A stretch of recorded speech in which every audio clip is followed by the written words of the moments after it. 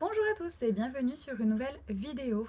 Aujourd'hui, on continue notre série sur le nail building et aujourd'hui, on va surtout voir les points de connexion.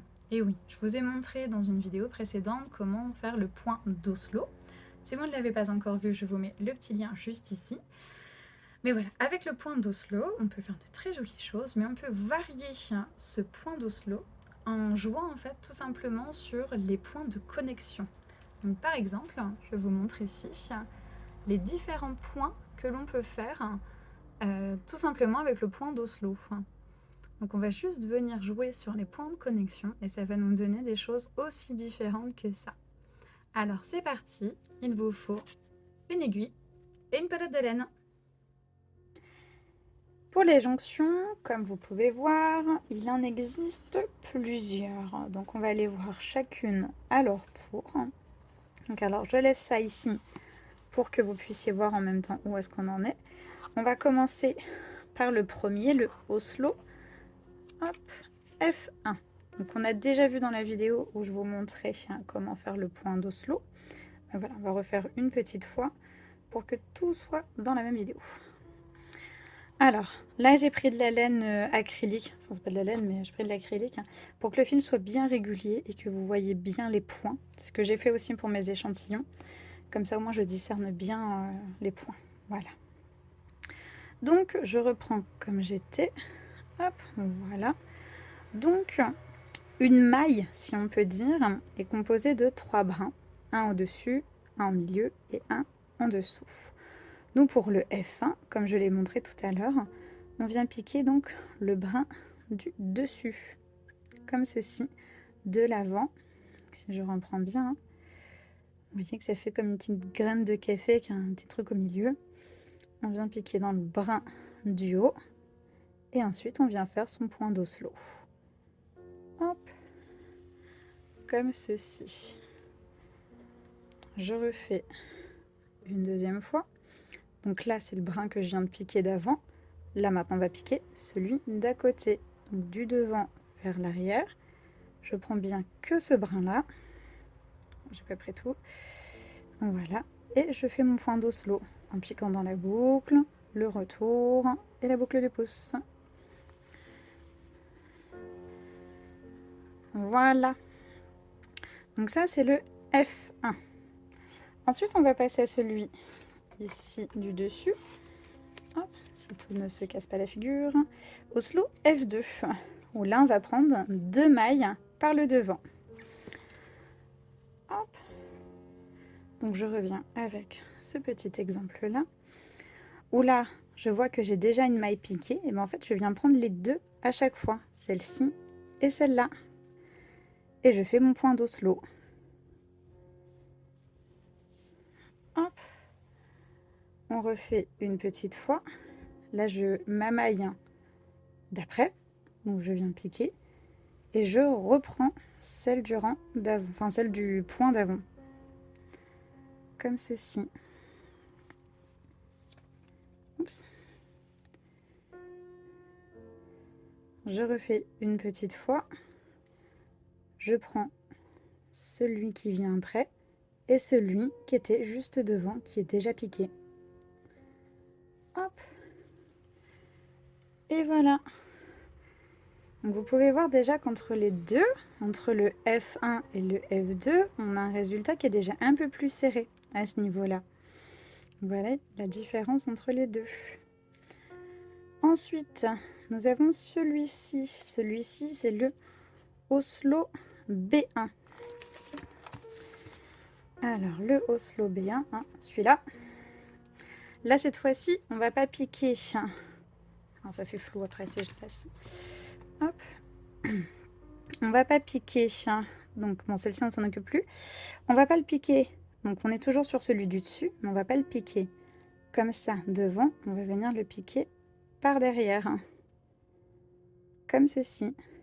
Et on vient faire le point d'Oslo.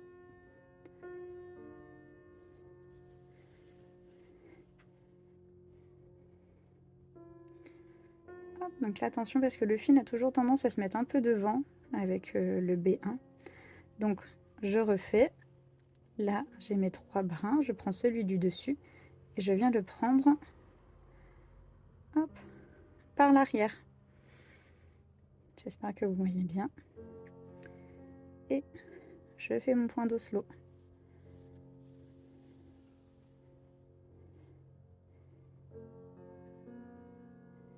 Voilà, on va refaire une petite fois encore. Donc, le brin qui est là, je le prends par le derrière et je fais mon point d'Oslo.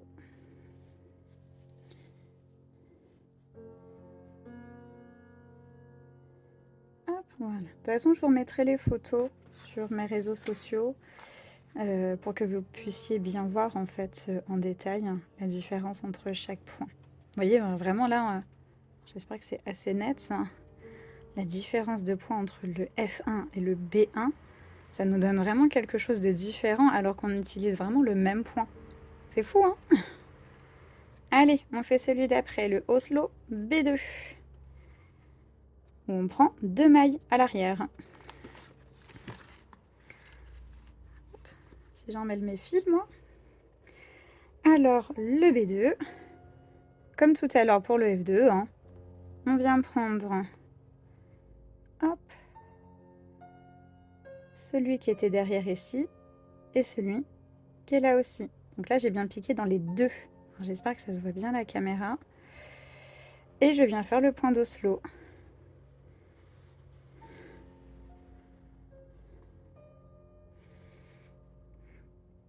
Hop, voilà, comme ça. Et là, pareil, je reprends celui d'avant et celui d'après. Et là, j'ai bien les deux qui sont piqués. Hop, et le point d'Oslo. Donc à chaque fois que vous venez piquer 2 mailles, en fait, ça va vous faire un résultat un peu plus serré et un peu plus compact, un peu plus dense. Donc, on refait une troisième fois. Je prends celui d'avant, je prends celui d'après et point d'Oslo. Et voilà.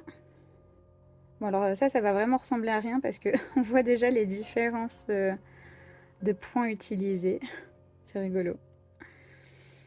Donc voilà, on a fait F1, F2, B1, B2. Bon alors là, il est un peu serré sur le rondin, ça fait plus joli que ça normalement, mais bon, voilà. Hop, ensuite le prochain c'est le M1 de haut en bas. Alors, une maille par le milieu, devant, de haut en bas. Je m'explique, moi c'est mes petits mémos techniques, hein, mais c'est peut-être pas forcément clair pour vous. Alors, comme je dis, attendez, je vais refaire un F1 pour juste passer à la maille d'après pour éviter qu'on se trompe. Voilà, on est revenu sur un truc à peu près basique. Donc, la maille suivante, elle est là. Celui du haut, celui du milieu, celui du bas. Là, on a dit qu'on était sur le M1 de haut en bas. Donc le M1, c'est en fait juste le milieu. Je viens prendre un brin et je viens le prendre de haut en bas. Donc de haut en bas, tout simplement. Hein. Vraiment, faut pas aller chercher midi et 14h. Comme son nom l'indique, hein, celui du milieu, j'en prends un de haut en bas, comme ceci. Et je fais mon point d'Oslo.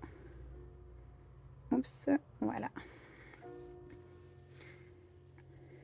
Comme ceci. On refait une petite fois. Donc là, j'ai pris celui-là comme maille. Là, je passe à la maille d'un côté. Donc le haut, le milieu, le bas. Je prends celui du milieu, de haut en bas. Et je fais mon point d'Oslo. Comme ceci. On refait une petite fois. Alors là, c'est la maille que je viens de piquer. Je vais maintenant passer sur celle-ci. Celui du milieu, de haut en bas. Et je fais mon point d'Oslo. Et voilà. Celui-ci c'est fait. Donc vous voyez que ça nous fait un résultat plus resserré. Puisqu'on ne prend pas que la maille du haut, on prend celle du milieu. Donc là, ça nous fait quelque chose de vraiment... Enfin, vous ne pouvez pas le sentir, hein, mais très épais quand même. Ensuite, on a celui-ci qui est donc le M1 de bas en haut. Donc là, hein, si vous avez compris la logique, Hop, je m'en mêle encore une fois. On prend la maille suivante, M, donc toujours celui du milieu. 1, j'en prends un, cette fois-ci de bas en haut, comme ceci. Et je viens faire le point d'Oslo. Ça va être un peu répétitif à la fin, ça. Hop, on refait encore une fois. Donc celui du milieu qui est là, je le pique, donc je pique une maille, du bas vers le haut et point d'Oslo. Hop. Et voilà, donc là ça nous fait vraiment quelque chose hein, quand même aussi de très épais. Hop, oui j'étais bien sur celui-là. Ensuite, on passe au M2 de bas en haut. Donc, voilà, on suit hein, la même logique. Sauf que là, on vient prendre deux mailles. Donc, de bas en haut, on vient prendre la maille dans laquelle on vient de piquer, plus la maille d'après. Bon, alors là, ça demande un peu plus de gymnastique. Et on fait le point d'Oslo. Oups. Voilà, je m'étais emmêlée comme ceci. On refait une petite fois. Alors, voilà. Là, j'ai piqué dans les deux là. Donc, je viens prendre le dernier dans lequel je viens de piquer, de bas en haut. Celui qui suit, pareil, de bas en haut. Et je viens faire mon point d'Oslo. Ah, et puis à chaque fois, je m'en mêle. Hop, je recommence une petite fois. Alors, voilà, c'est pour ça que c'était important de le faire sur une laine où on distinguait bien quand même les points parce que c'est un peu méli-mélo, surtout si j'ai fait avec de la laine filée à la main, ce serait un peu perdu. Donc, je prends dans le dernier que je viens de piquer. Je vais chercher celui d'après. Voilà, donc là j'ai fait ma piqûre de jonction et je viens faire mon point d'Oslo.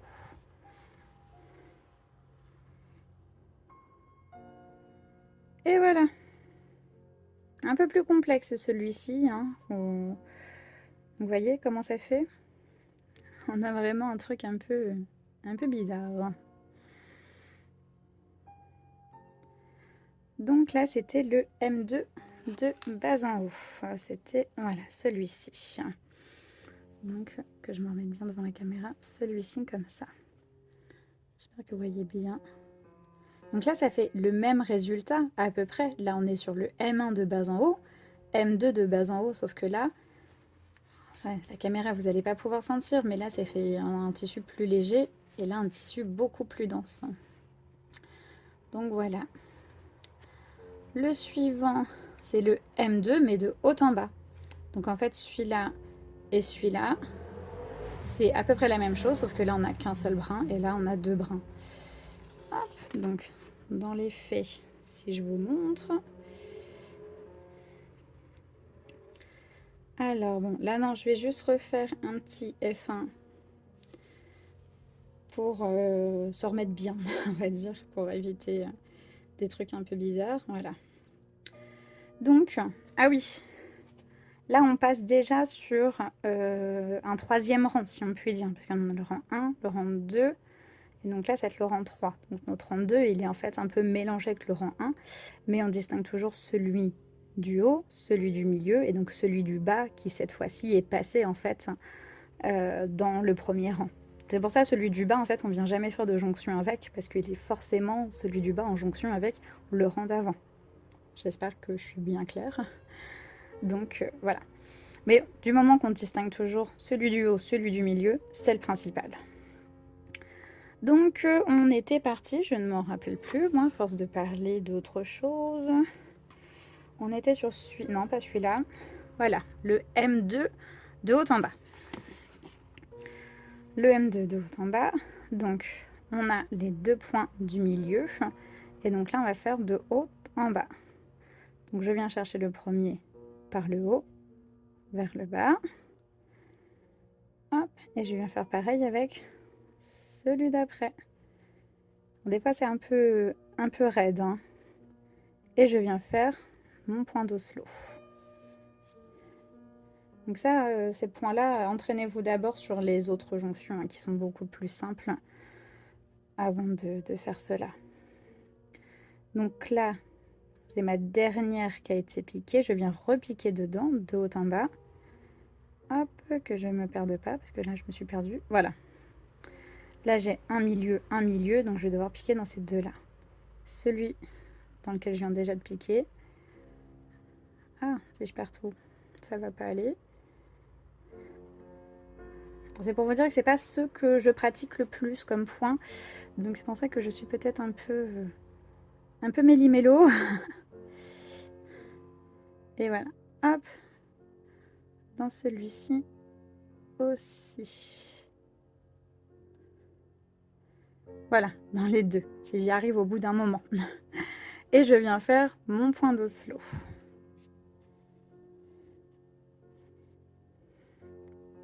Voilà. Donc ça nous fait, que je ne me trompe pas, voilà, celui-ci, ce point-là. Vous voyez, là, ça nous fait vraiment quelque chose de très, très, très serré, hein, très compact. Alors ça, si vous voulez faire un truc bien chaud pour l'hiver, c'est vraiment l'idéal. Hein. Mais bon, entraînez-vous d'abord sur les points un peu plus faciles, comme cela. Donc voilà. Ensuite, on a le M1F1, milieu, et celui du haut. Donc, celui-ci se réalise comme ça.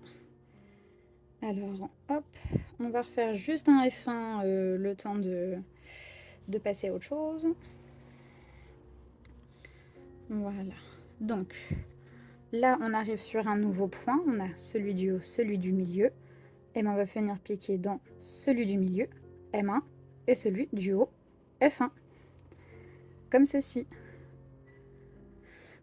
Hop, et point d'Oslo. On refait une petite fois. Donc on a celui, là c'est la maille qu'on vient de faire, hein. Là on prend un côté, celui du milieu et celui du dessus. Comme ceci. Bon, celui-là il est plus facile que ceux d'avant. Hein. Et voilà. Hop. Ensuite, donc M1, F1 c'est celui qu'on vient de faire. Voilà, c'est celui-là, que je ne me trompe pas dans mes petites fiches. Donc voilà, ça fait quelque chose de très souple. Mais ça fait aussi un joli dessin. On voit que les deux, en fait, ils sont pris à chaque fois. Moi, j'aime beaucoup celui-là. Allez, on a presque terminé le F1B1. Attendez, que je ne me trompe pas. F1B1, une maille par l'avant et la maille précédente par l'arrière. Hop. Alors, on refait un petit point F1 pour ne pas se tromper. Donc voilà. F1, B1, on va faire donc dans l'ordre. On fait d'abord le F1, comme on fait depuis tout à l'heure, hein, le F1 c'est celui qu'on fait.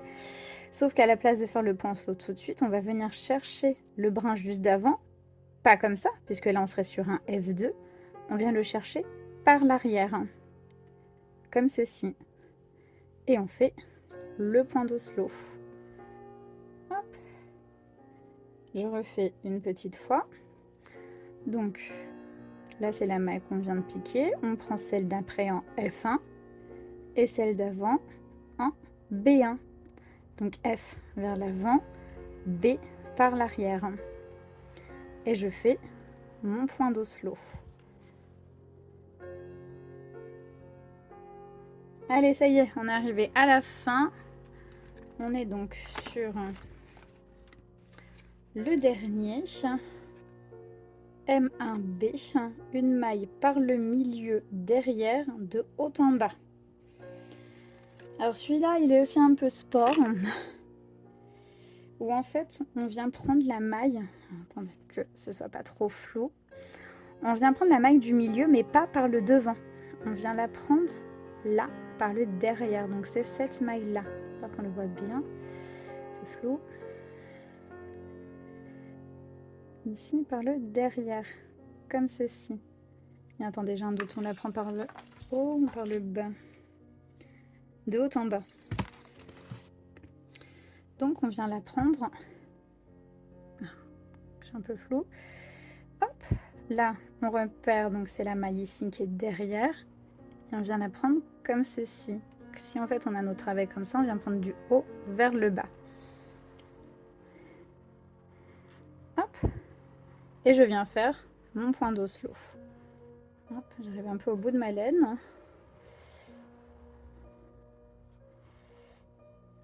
Hop, on va refaire une petite fois. Donc, je prends la maille. Je suis un peu floue, désolée.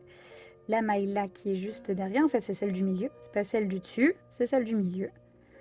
Et on vient la prendre presque de devant vers l'arrière, en fait. Donc, comme ça, du haut vers le bas. Donc, je la prends comme ceci et je viens faire mon point d'oslo. Allez, on va faire une petite fois encore parce qu'il nous reste du fil.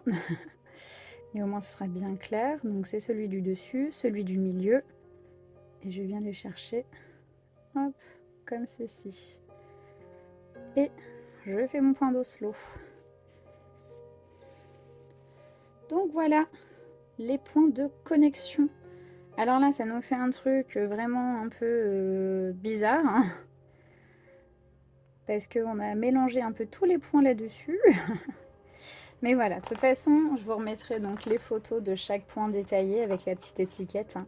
Le M1, 2, voilà. 2 mailles du milieu de haut en bas. Comme ça, si ça peut déjà vous aider à avoir un petit référentiel, vous pouvez aussi vous amuser à faire ça. Moi, j'ai vraiment pris beaucoup de plaisir à le faire. Donc, utilisez la même laine pour chacun de vos essais. Comme ça, au moins, vous allez être sûr d'avoir la même grosseur de fil, enfin voilà, la même caractéristique de fil. Comme ça, vous allez voir vraiment la différence de chaque point. Et puis de les présenter comme ça, au moins, on a chaque élément.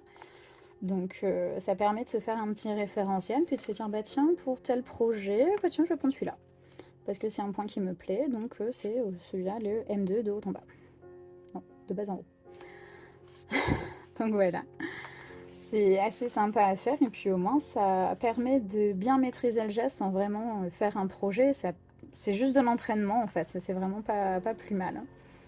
Donc voilà, je sais que ça fait une vidéo un peu conséquente, mais au moins vous pouvez avoir des choses assez différentes avec un seul et même point. Vous pouvez vraiment vous amuser à faire plein de choses. Donc voilà, j'espère que ça vous a plu et je vous dis à bientôt pour de nouvelles vidéos.